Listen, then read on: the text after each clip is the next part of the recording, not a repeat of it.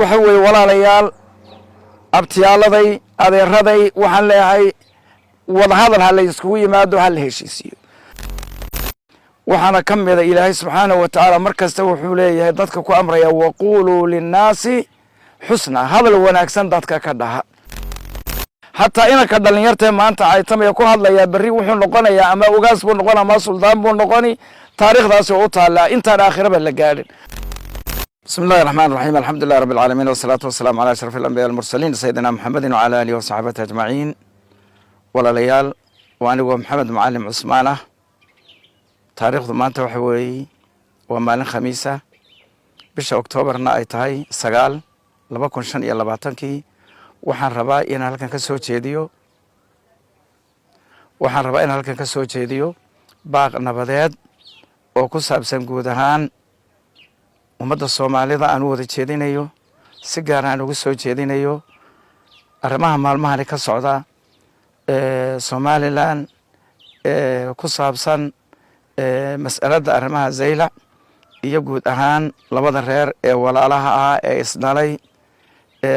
عيسى يجد بورسي أرنتا كسب سن iyo shaqaaqulka ka yar jira in arinta baaqna badeed ka soo jeediyaan rabaa marka hore waxaan jecelahay inaan idin xasuusiyo walaalayaal bani aadamku uu isku baahan yahay innaguna waxaan nahay wiil iyo abtigii baan nahay ilma adeer baan nahay ilma abti baan nahay walaalaan nahay wax kasta oo isku nahay diinkeena wada aaminsannahay deegaankeena ku wada noolnahay isku wada deegaan baan nahay waxa inta inoo sii dheer inaan jaarar lanahay qowmiyada kala gedisan aan jaar lanahay oo waxaanu wada joognaa maaragtay geeska Afrika oo u baahan maanta in la dejiyo marka waxaan rabnaa inaan idhaahdo dadka mu'miniinta waa dad walaalo ah innamal mu'minuuna ikhwatun fa aslihuu bayna akhawaykum ilaahay subxaanahu wa tacaala saasuu yidhi waxaad garanaysaa in walaaltinimadu ay shay waajiba tahay oo in la ilaaliyana ay waajib tahay in la xafidana ay waajib tahay in maaragtay la badbaadiyana ay waajib tahay marka xanuun mar badan baa jira qofku isagoo caafimaad qaba ayuu xanuun ku dhici karaa walaaltinimadana xanuun baa ku dhici kara virus baa ku dhacaya bacteria ku dhacaya xanuuno kala gedisan ayaa ku dhacay sida uu qofka bani aadamkuba xanuunada ugu dhaca marka waxaan rabnaa walaalayaal waa la isdiidi karaa waxbaa lagu marmi karaa ishugaas waa laga wada hadli karaa laakiin taan aniga ka hadlayna waxa walaalayaal ta koobaad dadkan meediyaha soo fadhiisanaya ee hadalka xun iyo maaragtay door bidaya inay hadalka iska joojaan waxaana ka mid ah ilaahay subxaanahu wa tacaala markasta wuxuu leeyahay dadka ku amraya waquluu linnaasi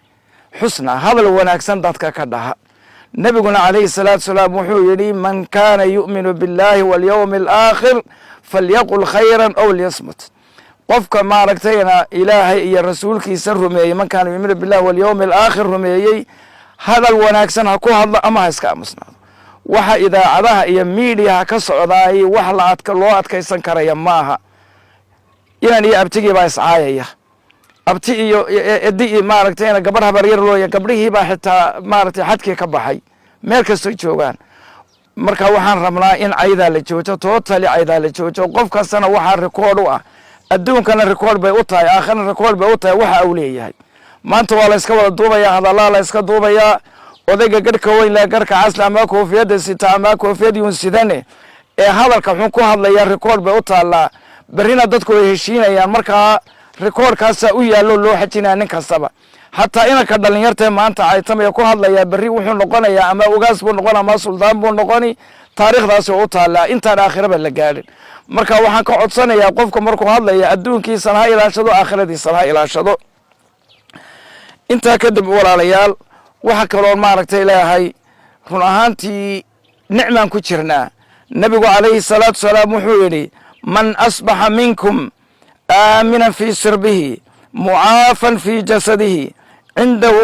quuta yowmihi fakaannamaa xiizat lahu dunya marka waxa weeye nicmaan ku jirnaa walaalayaal inagoo maanta maaragtay aan maaragtay nabad ku soo toosayna oo qaladeenni ka soo toosayna inaan maaragtayna dagaal door bidno oon dagaal u ololayno durbaan dagaal aan garaacno anigu waan dhimanaya waan ku dhimanayaa looma baahna waxna waa wax ishiya qadiya oo arrin ah arrintaa waa laga wada hadli karaa laakiin caayda iyo aflagaadada la aflagaadaynaya haddaad oday tahay iyo haddaad suldaan tahay iyo haddaad ugaas tahayba inaad ka joogsataa fiican oonad ummadda lugoynin nin kastana waxa weye waxaasay u qoran tahay intaa markaan ka soo gudbo waxaan baaqaygu wuxuu yahay keliya waxa weeye walaalayaal abtiyaaladay adeeraday waxaan leeyahay wadahadal ha la iskugu yimaado ha la heshiisiiyo sidoo kale waxaan ka codsanayaa dowladdaas ama xukuumadda somalilan waxaan ka codsanayaa arrintaa inay maaragtayna si nabadgelye leh oo walaaltinimo ay ku dhisan tahay dadka ay uga qayb qaadato heshiisiintooda iyo nabadayntooda waxaa kaloon baaq intaas maaragtay ii dheer oon maaragtay la hadlayaa dad iyagu waxaa jira haddana maaragtayna dagaalka aad mooddo inay hurinayaan oonan labada beelood ka soo jeedin baa iyagana jira oo rag waaweyn qaar ay ku jiraan oo magac leh ay ku jiraan waxaan ka codsanayaa walaalayaal haddii aanad dadkani gargaar oo walaaltinimo iyo islaax aanad ka ridi karaynin inaad dhibta kala aamusnaataan baan jecelnahay inaad kala aamusnaataan si gaarana waxa weeyaan waan ka hadli doonaa waxaanan leeyahay maaragtayna ummaddu inay maaragtay wax isweydiiso dadku bilmatal waxa weeye haddii ay qaar waxaan eegay markaan eegay maaragtay miidiya markaan eegay baraha bulshada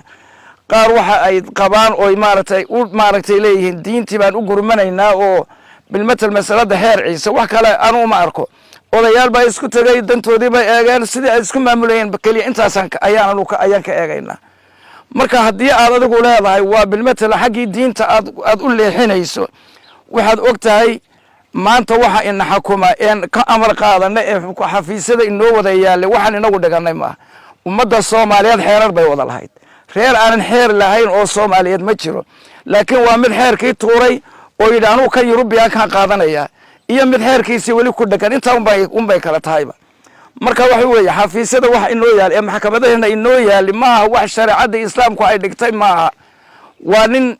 dibaddan ka keenay ama waa xeer ingiriis ama waa xeer faransiis ama waa xeer talyaani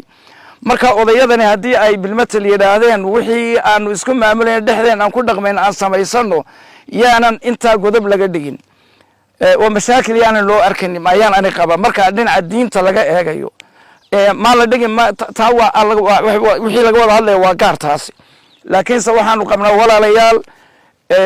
kii kale waan iska ogolnahay ma ogtahay kii xitaa waxaan ogolnahay kii yurubiyaanka waan ogolnahay laakiin kan dad gaalaana le dad kalena kuma xukumi karo oo sanka kama gelin karo marka mas'alada diinta waxaan jecelahay ragga diinta ka hadlayaa inay balkan ha noo dambeeya kadib aan ka hadalnay balkan imika ina haysta ee ina xukuma ee nidaamka ku jira aan ka hadalno sidoo kale waxaan jecelahay inaan idin xasuusiyo nabadda waxaa tola hal shakhsina uu toli karaa reeruhuna way toli karaan dawladuhu way toli karaan dad noocyo siyaabo badan baa nabadda lagu keenaa waxaa tusaale inoogu ah sayidina xasan ibnu cali waa cali ibn abi aalib wiilkiisii sayidina xasan isagoo ciidan taya leh tira leh nuuc kastaba haysta oo awood u leh inuu dagaalamo ayaa wuxuu is yidhi dadkan haddii dagaalka aad geliso sow muslimiintii isku dhammaan maayaan wuxuu eegay mustaqbalkii iyo wuxuu eegay istaraatiijiyaddii caalamulislaami markaa intii buu eegay markaa wuxuu is yidhi kuwanna maxay u dhimanayaan kuwaasna maxay u dhimanayaan sidaas darteed xasan radia allaahu canhuma waxa weeyaan wuxuu joojay dagaalkii isagaa joojay sanadkaana isagii iyo u dhaxayn lahaa mucaawiya radia allaahu canhu markaa sanadkaa waxaa lagu magacaabay caamuljamaaca waa sanadkii midnimada waxaan markaa rabnaa lianno xasan nebigaa horey usii sheegay oo nebigu calayhi salaatu wasalaam wuxuu yidhi ina ibni haada sayidun walacala allahu an yuslixa bihi bayna fi'atayni cadiimatayni min almuslimiin laba kooxood oo waaweyn oo muslimiina inuu ilaahay ku badbaadiyo ayaa laga yaabaa dadku waa laba weeye marna waa saalix waa qof wanaagsan oo cibaadada iskaga wanaagsan marna muslix buu noqdaa oo waxa weeyaan dadkaasuu dhex galay oo kala dhex galay oo kala hagaajaa maanta waxaan u baahannahay rag fara badan oo xasano badan baan u baahannahay markaa waxaan ka codsanayaa labada reer ee walaalaha ah ee hadda maaragtay miidiyuhu uu mashquuliyey in ay ka soo dhex baxaan labada dhinacba xasano badan inay ka soo dhex baxaan waxaan ku celcelinayaa walaalayaal nabadaasaan ku wada noolaan karnaa mana kala maarmayno ilaahay baana meel ina wada dhigay culimadana waxaan ka codsanayaa inay arrintaa ka hawlgalaan dhalinyartu inay ka hawlgalaan aqoonyahanku inuu ka hawlgalo una darafka noqon oo dhinaca ka noqonin laakiin aqoonyahanku wax weeye ninkii dadka isku keenay weeye maaha ninkii kolba reer raacaya aqoonyahanku marka aqoonyahanka iyo jaamacadaha iyo kulliyaadka waxaan rabnaa inay ka qayb qaataan nabadaynta inay ka qayb qaataan aad baan idin salaamayaa ilaahayna nabadgelyada hayna siiyo wabillahi tawfiiq wassalaamu calaykum waraxmatullahi wabarakaatu